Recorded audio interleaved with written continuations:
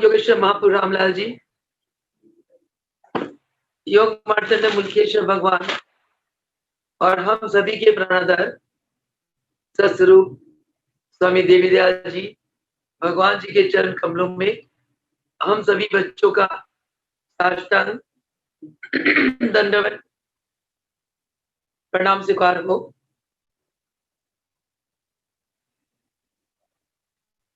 प्रभु जी की कृपा करुणा आशीर्वाद से आइए हम सत्संग आरंभ करते हैं। सत्संग आरंभ करने के पहले सबसे पहले अपने गुरुदेव जी के पास श्री चरण कमलों में प्रार्थना करते हैं कि गुरुदेव, आप जो कल ज्ञान योग यानी कि सांख्य योग की ज्ञान दे रहे थे, उसी कड़ी को आगे बढ़ाते हुए आज भी इस महानकारी ज्ञान योग से संबंधित जो भी ज्ञान है वो दे और हम बच्चों पे कृपा करें कि आप जी के दिए हुए इस ज्ञान को हमें समझ आ जाए, हम ज्ञान को समझे, मनन करें और आप जी की प्रसन्नता को पाने के लिए आप जी के दिए हुए ज्ञान के अनुसार हम अपना जीवन चलाएं। हे प्रभु, आप जी के चरणों में बारंबार प्रणाम स्वीकार हो। बोल सुखदेव भगवान की जय। कल महाराज जी आत्म ज्ञान के ऊपर हमें ज्ञान दे रहे थे। कल के का जो सारांश यही था कि आत्मा अजर है, अमर है। आत्मा को कभी कोई जला नहीं सकता, कोई काट नहीं सकता। आत्मा शाश्वत है, विनाशी है और प्रत्येक मानव है वो आत्म स्वरूप है। जन्म मरण केवल देखा होता है, जन्म मरण आत्मा का नहीं होता। आत्मा के लिए न कोई सुख है, न कोई दुख है, न कोई मान है, न कोई अपमान है। यानी कि आत्मा द्वैत मत से अतीत है। आत्मा अपने आप में पूर्ण है। आत्मा केवल समय समय पर देह बदलती है और जिसको हम जन्म कहते हैं, और आत्मा जब देह को त्याग देती है हम उसे मृत्यु कहते हैं। तो महाभारत युद्ध से पहले जब अर्जुन ने भगवान को प्रार्थना की कि हे मधुसूदन, युद्ध से पहले मुझे दोनों सेनाओं के बीच में रथ ले जाकर मैं देखना चाहता हूं हमारे विपरीत, हमारे विरुद्ध में कौन खड़े हैं। कई बार सेनाओं को देखकर अर्जुन बहुत विचलित हो जाते हैं, परंतु भगवान ने तो अवतार लिया था धर्म की स्थापना के लिए और अधर्म का विनाश के लिए। भगवान जब संसार में अवतार लेते हैं किसी उद्देश्य से, तो अपने भक्तों को वो निमित्त बनाते हैं और भक्तों का मान बढ़ाते हैं। भक्तों के अंदर बैठकर भगवान स्वयं कर्म करते हैं। शक्ति उन्हीं की होती है, परंतु अपने अनन्य भक्त को एक निमित्त बनाकर संसार में भक्त की विजय कराते हैं। एक भजन भी है, करते हो आप प्रभु जी विरम हो रहा है। ये सच है। तो भगवान कृष्ण अपने अन्य भक्त अर्जुन को किसान युद्ध के विजय का एक उन्हें श्रेय देना चाहते थे, क्योंकि अर्जुन बिल्कुल धर्म में चलता था, युधिष्ठिर सत्यपरायण था, पांचों पांडव बहुत ही सात्विक थे, धर्म में चलने वाले थे। दुर्योधन अधर्मी था, वो संसारिक था, लोभी था, लालच था उसको। और दुर्योधन के जो पिता धृतराष्ट्र, वो भी इसी प्रकृति के थे। पांडु ऐसे नहीं थे। पांडु के जाने के बाद, क्योंकि पांडव छोटे छोटे थे, तो कुछ समय के लिए धृतराष्ट्र को राज सिंहासन देना पड़ा, परंतु उसको लोभ लालच आ गए। जब पांडव बड़े हुए, उन्होंने अपने पिता का अधिकार मांगा, तो वहां ये युद्ध छिड़ गया। तो जब अर्जुन इस मां के वश अर्जुन विचलित हो गया, अपने कर्तव्य से विमुख होने लगा, तो भगवान ने कहा कि जो जीव अपने धर्म में रहते हुए अपने कर्तव्य का पालन करता है, उसको भगवान पुण्य के भागी बनाते हैं और उसी को ही स्वर्ग मिलता है। इतना ध्यान देने के बाद भी होता है, रोता है, पांडिव धनुष छोड़ देता है, बिलखता है, तो भगवान कहते हैं कि क्षत्रियों के लिए जो युद्ध करना, ये बहुत ही पुण्य का काम है। और अर्जुन, ये जो युद्ध है, ये धर्मार्थ है, ये युद्ध धर्म है। धर्म को जीत करने के लिए, धर्म की स्थापना के लिए और अधर्म का विनाश करने के लिए युद्ध है।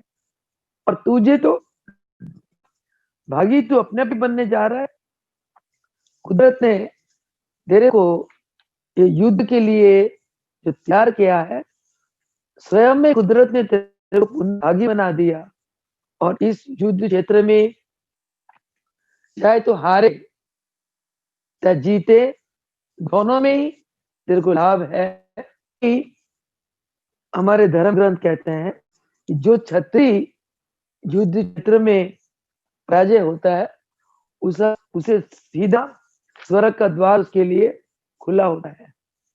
और अगर विजय हो गया, पराजय होने पे स्वर्ग जाता है, अगर विजय तो उसको संपत्ति की प्राप्ति हो जाती है। तो दोनों तरफ ही लाभ है। तो अब आज ये कल तक का सत्संग था। आज भगवान उसे धर्मार्थ कुछ विशेष ज्ञान देना चाहते हैं। और कल का जो ज्ञान था, बुद्धि योग का था, यानी कि अर्जुन को भगवान ने ये समझाया कि अर्जुन, ये पाप पुण्य कुछ भी नहीं है। जो अपने धर्म में रहता है और धर्म में रहते हुए जो कर्तव्य करता है, वही पुण्य कर्म है। और तू जो कहता है कि ये सब मैं मारूंगा, ये मर जाएंगे, ये सब मुझे पाप लगेगा, ये बुद्धि योग में भगवान अर्जुन को ज्ञान देते हैं कि सभी तो आत्माएं हैं, ये सभी आत्माएं हैं, एक केवल देह ये आत्मा का बाहरी रूप है, नाश। ये देह ने जो आता है वो जाएगा जरूर। संसार में जो भी वस्तु हमें दिखाई देती है, उनका एक दिन विनाश अवश्य है। अर्जुन आज तो इनको नहीं मारेगा, तो कल तो ये मरेंगे। मरेंगे मतलब इन आत्माओं को देगा। आत्मा देह में स्वामी बनकर रहती है और देह आत्मा का एक वस्त्र है। कहता अर्जुन, जैसे हम पुराने वस्त्र को छोड़ देते हैं और नया वस्त्र पहन लेते हैं, हमें कोई दुख नहीं होता। आत्मा पुराने वस्त्र छोड़कर, पुराना देह छोड़कर नया देह ग्रहण करती है, उसे कोई कष्ट नहीं। तो इसलिए अर्जुन, ये जो तू रो रहा है, बिलख रहा है, ये केवल मोहवश। फिर भी जब अर्जुन नहीं समझता तो भगवान और ज्ञान देते हैं कि कहते हैं, अब तक है जो पार्थ तुझसे कहा, बुद्धि योग था ज्ञान के विषय का।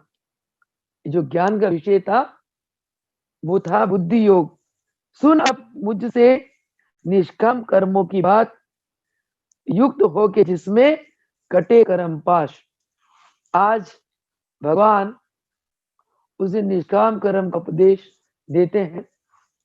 हमारे योगेश्वर भगवान रामलाल महाप्रभु त्रेता युग में यही राम थे, द्वापर थे, कलयुग में योगी के रूप में, यानी कि कृष्ण रूप में प्रभु जी ने अर्जुन को यही उपदेश दिया।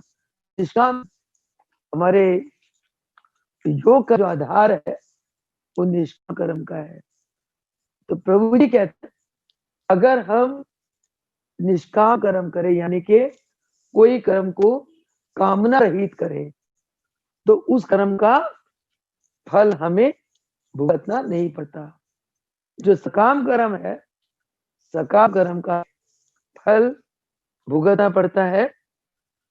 तो भगवान कहते हैं कि हम जीवन में जो कर्म भाव से करते हैं उसका बुरा फल, काम कर्म का फल हमेशा अच्छा ही होता है। परंतु वेद ग्रंथों में जो सकाम कर्म के बारे में कहा गया, ये सकाम कर्म तो नादान लोग, अज्ञानी लोग हैं, यानी कि कोई भी कर्म करेंगे के साथ और कामना के साथ जो कर्म होता है उस कर्म का फल अवश्य होता है और उस करने वाले को फल अवश्य भुगतना पड़ता है।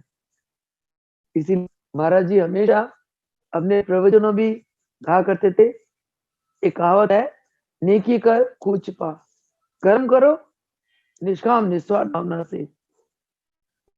हम लोग ने महाराज जी की देखा, महाराज जी ने हम लोगों को योग की विद्या सिखाई, योग का ज्ञान दिया और योग शिक्षा को प्राप्त करने के लिए महाराज के चरणों में बहुत दुखी आते थे। कोई वैसे ही अपने स्वस्थ शरीर के लिए, स्वस्थ मन के लिए योग सीखने आते थे। कोई तन के रोगी, कोई मन के रोगी, वो भी योग सीखने आते थे। तो महाराज जी हमेशा उन साधकों को प्रति बनाते थे। जीवन तत्व के, अभी आधा जीवन तत्व, जीवन तत्व के 7 आसन, नेति क्रिया, जल क्रिया, जलपान, बस प्रति बना के हमें दे देते थे। और महाराज जी की आज्ञा का पालन करते हम लोग वही चीज कराते थे, वो ठीक हो जाते थे। और जब हम आगे चरण में महाराज जी ये रोगी ठीक हो गया, तो महाराज जी एक ही बात कहा करते थे, बेटा इस भावना से कर्म करो कि ये आपको गुरु की आज्ञा है, आपने ये कर्म करना है, इसके आगे कुछ नहीं। आपने ये नहीं सोचना कि मेरे करने से ये ठीक होगा कि नहीं होगा। ये ठीक करना नहीं करना बेटा ये प्रभु जी के हाथ में। महाराज जी हमें छोटे छोटे थे, महाराज जी हमें ऐसा ज्ञान देते थे कि ठीक करना नहीं करना प्रभु जी के हाथ में।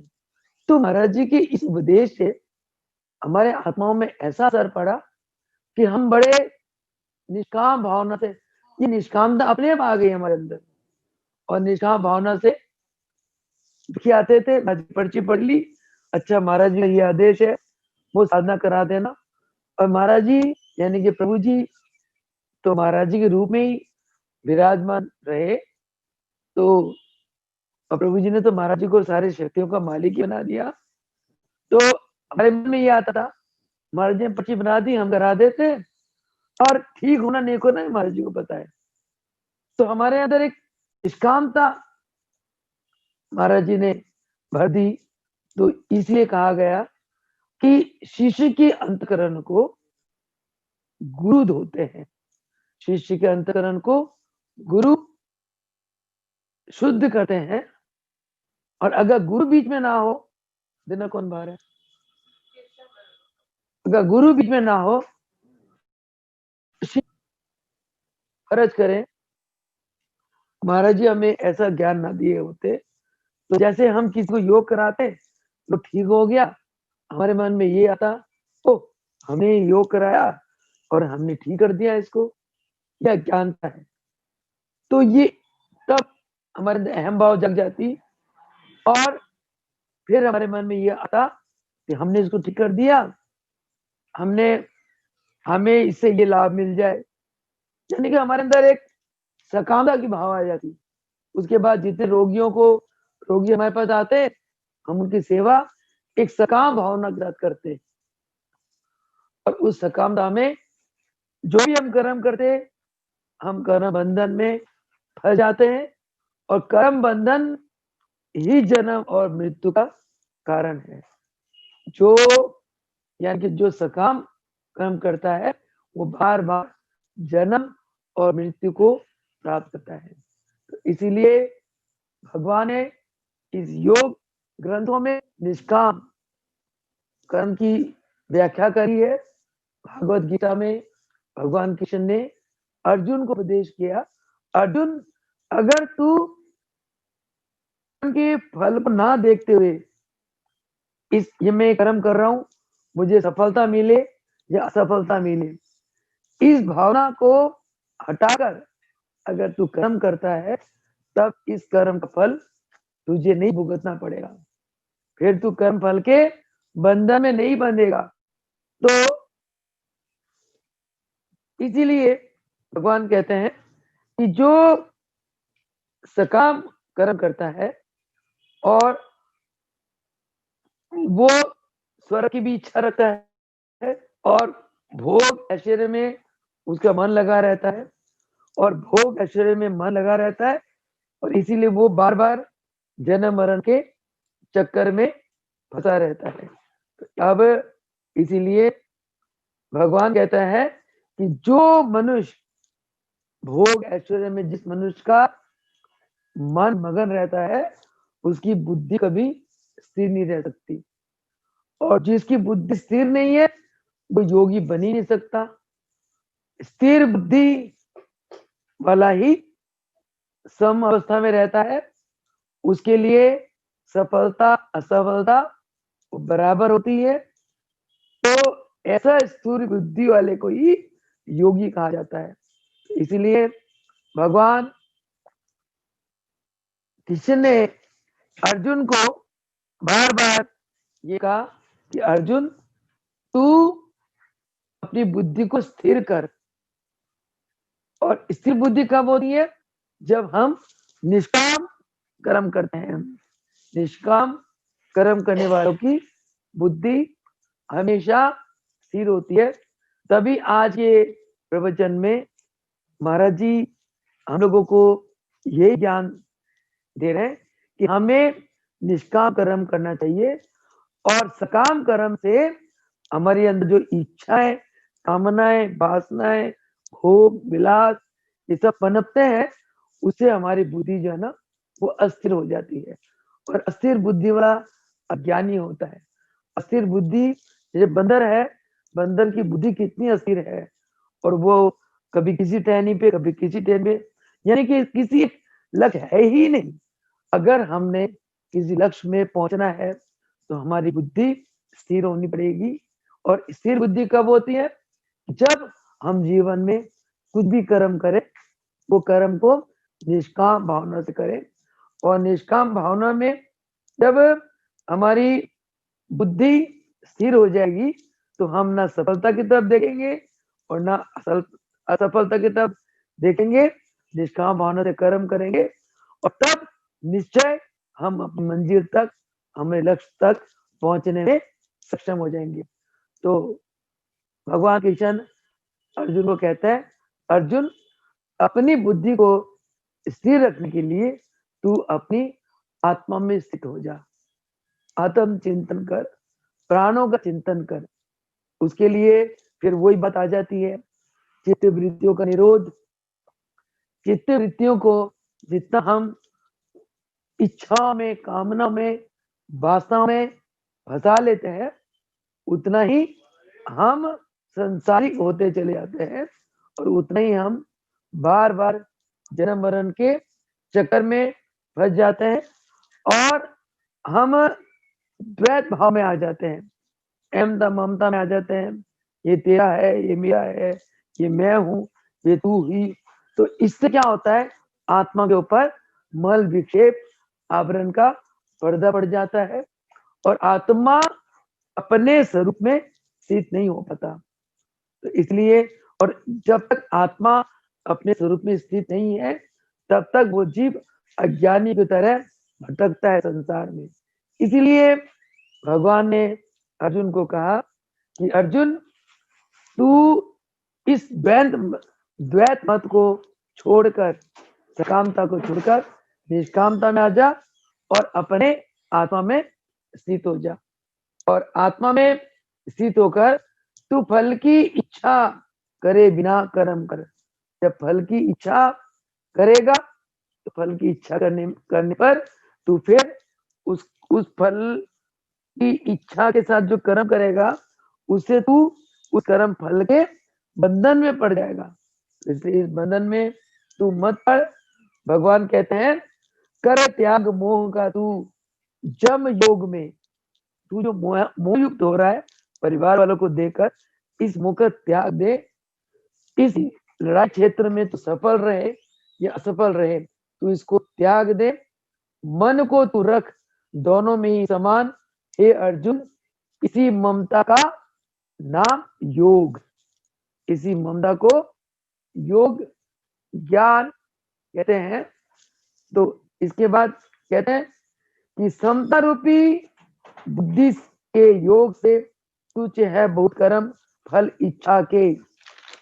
अर्जुन, तू ले समता की शरण, फल चाहने वाले होते कृपण।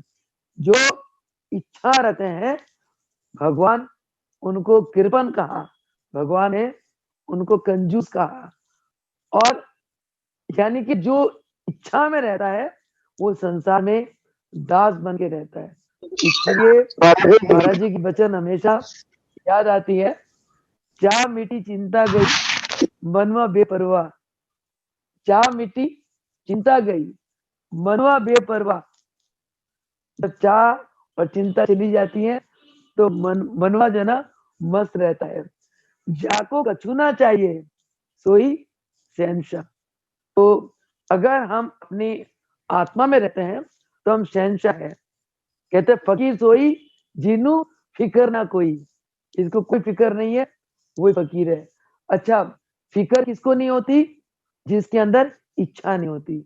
और जब तक इच्छा है, बंदा फिक्र में लगा रहता है, आज ये चाहिए कल वो चाहिए। तो कहते इच्छाएं जो ना इंसान को स्वामी से दास बना देती है। ये गुरुदेव का फरमान है, इच्छाएं इंसान को स्वामी से दास बना देती है। तो इसलिए महाराज जी अपने जीवन में शहनशाह के शहनशाह रहे। योगेश्वर मुल्कीश्वर भगवान रामलाल प्रभु जी देखो, शहनशाह को शहनशाह रहे। बड़े बड़े धुरंधर तपस्वी योगी ज्ञानी गुरुदेव के चरणों में आते थे। गुरुदेव कहीं नहीं आते थे, अपने आत्मा में स्थित रहते थे। योगी जो होता है, योगी हमेशा अपने आत्मा में स्थित रहता है। और जो अपने आत्मा में स्थित रहता है उसके अंदर सकामता बिल्कुल खत्म हो जाती है। क्योंकि अगर तुमको कोई समुद्र दे दे तो तुम्हारे लिए तालाब क्या चीज है? उसी प्रकार आत्मा में स्थित होना एक समुद्र को प्राप्त करना और इच्छा में फंसना एक तालाब को प्राप्त करना। तो जहां आत्मा में स्थित होकर आपको सारी सिद्धियां प्राप्त हो जाती है, फिर आप इच्छाओं के दास क्यों न होगे। तो इसीलिए भगवान ने अर्जुन को कहा कि बुद्धि को हमेशा समता में रख।